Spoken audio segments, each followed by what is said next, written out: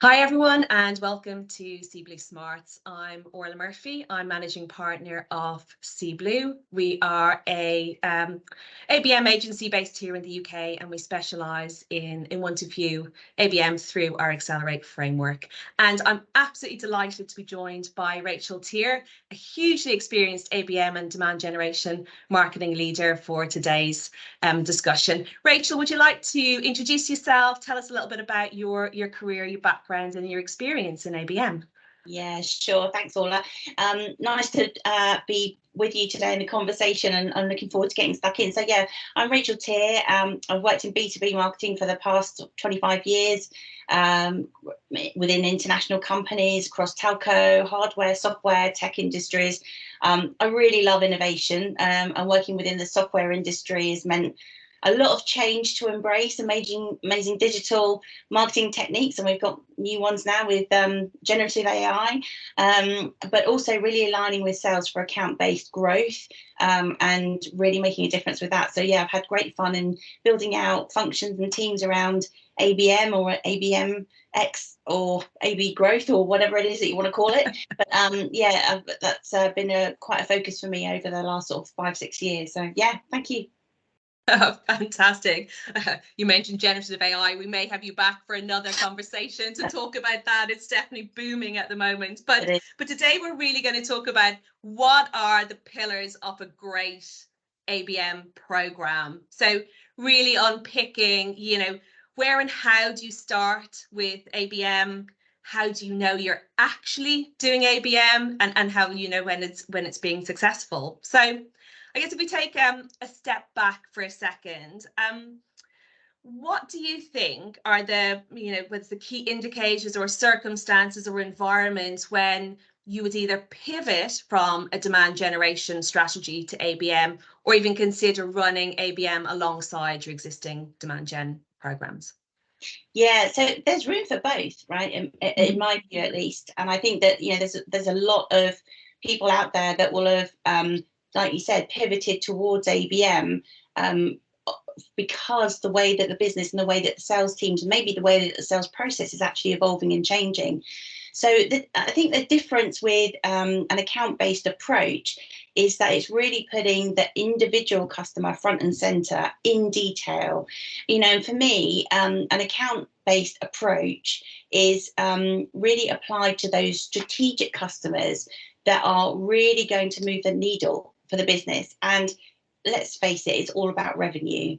It's one of the 3 R's. There's the fourth, there's retention, but it's all about revenue. So there's, I guess, a lot of marketers now will say, when is the right time to use an account-based strategy? So it could be that there's a number of reasons that quite often kind of crop up, which is you might be selling into net new accounts.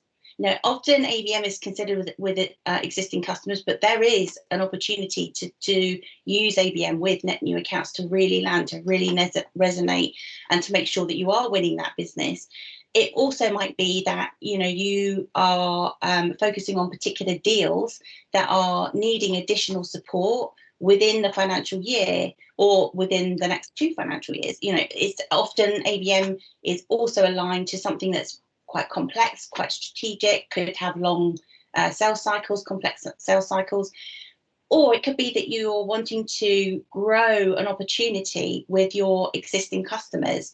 And often that is really where I would suggest that probably a lot of people actually do start.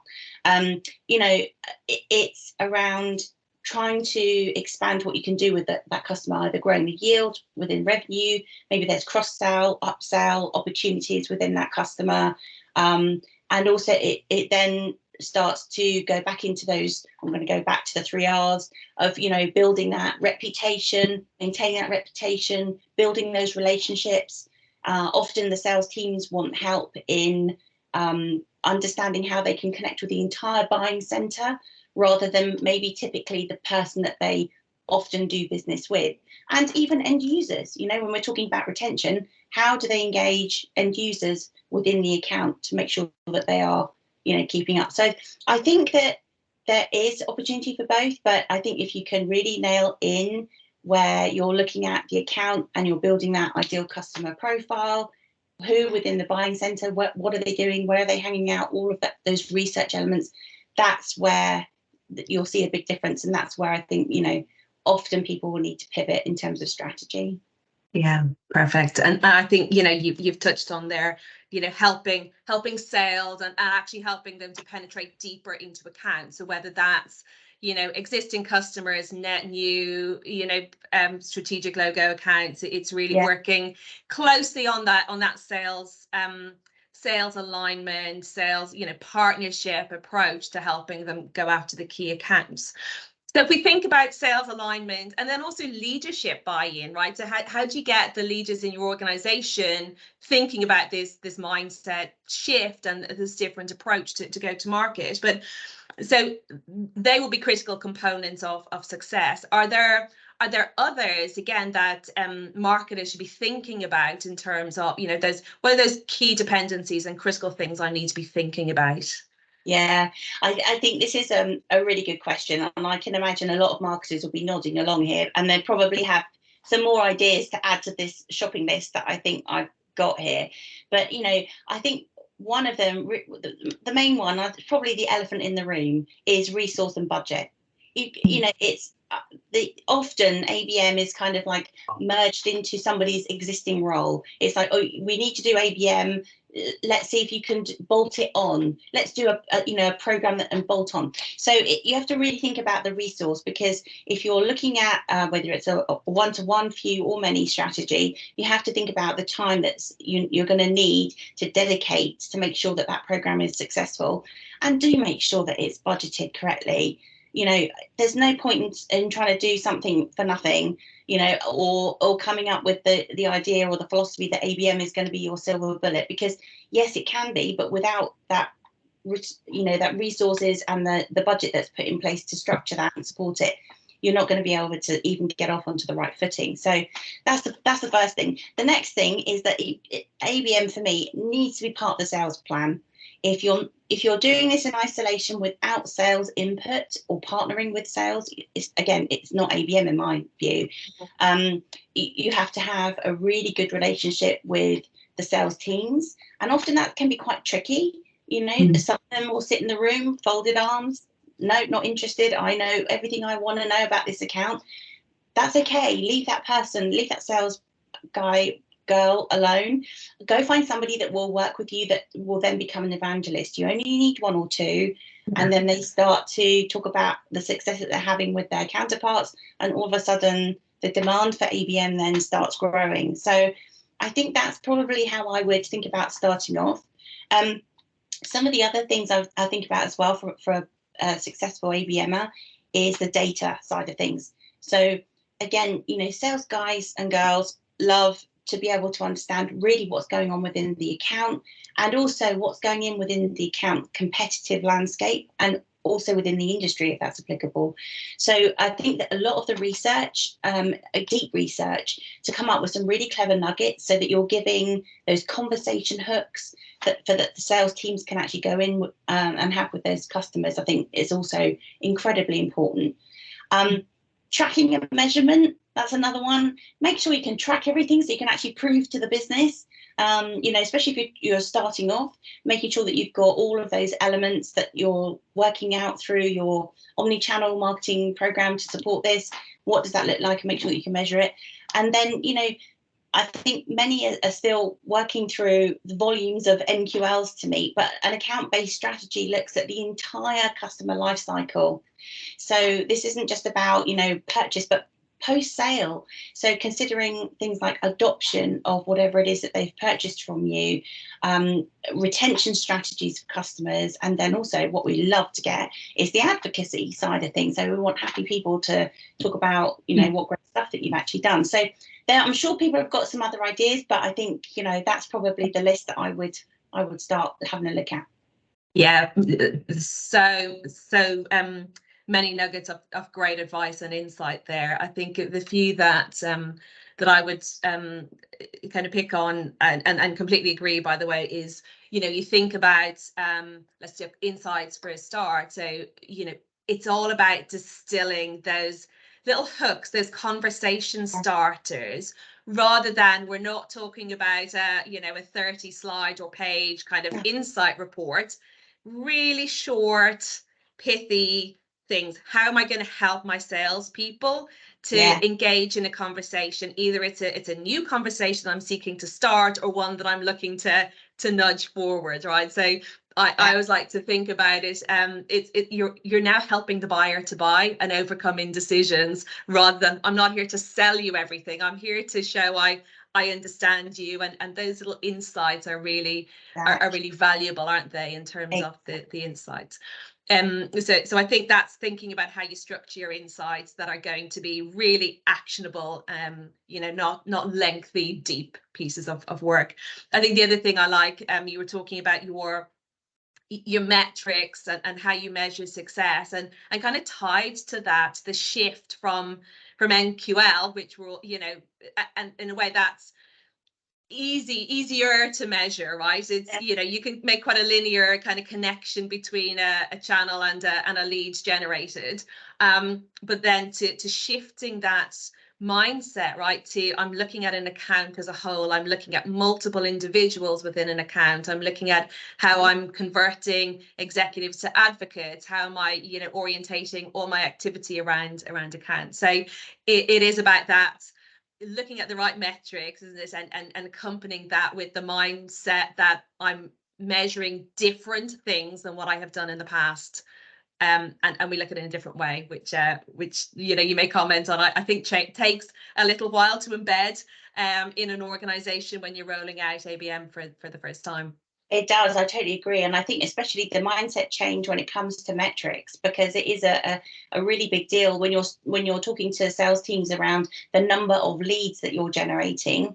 And then you're pivoting that towards a conversation around, okay, well, I'm going to demonstrate to you how we can connect and widen out relationships. So it's a very different thing for somebody to actually understand and to measure. But if you've got that within and actually relationships, I think is one that you can really prove, because you can see how you're growing your database, basically, at a fundamental level. And then obviously there's the nicer stuff, the NPS and all that goes with that, layered in over the top. But it's a very different way of looking at what's affecting the business. Yeah, so that they would be some of the the key indicators that would tell you I'm running ABM and not demand gen, where I'm looking at building those relationships. Are there any others, or any indicators, like where does it really go wrong, and I'm definitely still running demand gen and not ABM? Any sort of signs that we could watch out for? Yeah, I think for me, it's almost what I was kind of alluding to at the beginning there, where ABM needs to be part of the sales account plan. It really does need to do that, because otherwise, the demand generation side of things is about creating awareness for your product or solution. It's typically sat top of the funnel or the start of the customer journey, and then this is how you normally turn the demand gen into lead gen. So that's the next part of the funnel. But the ABM is way deeper. It sits within the sales account plan. Marketers are part of the account team, just as important as customer success, for example. It's focusing about a deep understanding through research data, creating amazing value propositions which are specifically designed for the account. So if it's all about volume and you're pushing those through into an inside sales team, that's demand gen. But if you're getting under the hood of really what's going on with customer, then that's where ABM, and it's part of the sales plan. That's ABM. Yeah, and I think it is certainly possible to do that with some degree of scale. There is a middle ground, and that's what we call one to few, right? Where you're still personalizing to a individual within an account, but looking at that common value prop, strategic narrative that will tie a group of accounts together. But that is very different to, as you just described, what a demand gen approach is, which is volumetric, feeding inside sales, looking at that conversion at an individual lead level rather than one to few, and then, as you say, into deeper one-to-one ABM. Yeah. So tell me then, what does great ABM activation look like? So we're invested in ABM, we've got our sales alignment. What does that great ABM program and activation look like? Does it need a big idea? Does it need to be flashy? No, it doesn't. I think, starting is the biggest first step that anybody needs to kind of do. But I think, fundamentally, it's about a carefully built plan with sales and making sure that you've got an agreed time frame and that you've got plenty of regular touch points to ensure that that program is on track with what's going on within the account. Because we all know things change within the sales cycle and the customer buying journey. So you want to make sure that whatever that you're doing as a marketer is appropriate for that particular account or group of accounts, selection of accounts. And in terms of deliverables, I mean, as B2B marketers, well, B2C marketers, there's so many tools available to us. But for me, whilst you need to get the mix right, it's about being incredibly clever with your messaging and making sure that absolutely resonates with those that you're building the relationships with, and it leads to something that is experiential in terms of engagement opportunities for the sales teams. Because making sure that they're comfortable. They might not be comfortable with like LinkedIn Sales Navigator, or they might not be particularly comfortable with, anything that's non-face-to-face. But, often it's about getting that happy blend. So I think that's probably what I would be looking for. But just make sure that you've got that agreed time frame so that you know that, and whether it's a short sales cycle or a longer or complex sales cycle, that's what you need to kind of take into consideration when you're thinking about this. Yeah. Fantastic. Great advice there, and what a great program looks like. So if I could summarize then, and you may add to this, but some of the key things would be clearly that alignment. Ensure marketers are really actively engaged in account planning, in that account selection, in influencing how we approach the accounts and helping to penetrate, and identify broader stakeholders. Find your champions. So you may have those who are not advocates or fully understanding what you're trying to achieve, but find champions that you can work with, help them sell the success of the program. Measurement we've talked about, and the 3 R's or even 4 R's framework is a great way to look at how am I going to measure in a different way to what I've done historically with my demand gen waterfall, but look at those your 3 R's, 4 R's framework. And then, as you've just said, things like it doesn't require ostentatious huge programs or investment in that creative, but it's that clever message. It's that that narrative and that alignment of your value prop to the account and the individual's needs that's going to create that resonance. We like to talk about type 1, type 2 thinking. So again, how do you engage with them emotionally and then back it up rationally with the substantiation? So, and that can come together in a really clever execution, messaging and visuals that accompany it to create that emotional engagement. Did I miss anything? Is there anything there you would add? I mean, we could go back over the whole content, but to summarize, potentially the don't underestimate the commitment. So the time, resource. Yeah, I totally agree. I think that, the summary is absolutely spot on. And I think, that the research piece is so key. Building out that ideal customer profile is so key. It's about starting and scaling within an ABM framework is absolutely doable. In fact, some people might even start with 1 to few rather than starting with 1 to 1. It's about, but make sure that you've got the buy-in of the business. You're understanding what success looks like, and making sure that you're set up to be successful. It's an iterative process. But my goodness, once you start, you won't stop. It's the way to actually change the business completely. So ABM is growing so rapidly. For me, it's the future of certainly field marketers. It's here to stay. Fantastic, fantastic. Well, thank you so much for your time today, Rachel. It's been a brilliant conversation. We'll talk about generative AI next time. Yes. And I will probably find a less sunny room. First time recording in this room, and I feel I'm surrounded by a halo of light. But no, it's a wonderful topic, something I could talk about all day. And thank you so much for your time. You're welcome. Thank you.